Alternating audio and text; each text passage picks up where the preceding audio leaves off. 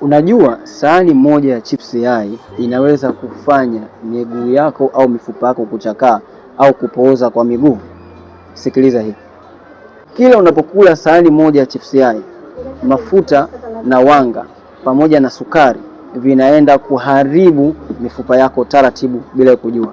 Mishipa kufa ganzi. Hii inasababishwa pale ambapo chipsi au sahani moja ya chips ambao unakula, yale mafuta yanakuwepo kama kolesterol chafu, hivyo hayawezi kuchakatwa kiuhalali zaidi na kwenda kujirundika katika mishipa ya fahamu, na ndio maana unakuwa unahisi ganzi kali sana, na wakati mwingine unahisi miguu inawaka moto au miguu kuvimba. Hivyo hii ni hatari zaidi pia katika afya yako. Kama unapitia changamoto hii, usijali, kwani Afya FM Tanzania ni mweza kwa watu wengi sana kupata changamoto zao. Hata wewe pia hautokuwa kwanza kutatua changamoto yako. Sana sasa ili tuweze kukusaidia. Kama mara kwa kwanza, endelea kutufuatilia, huenda kupata tips muhimu na kuweza kuokoa afya yako kutoka hapo kwenye chanzo.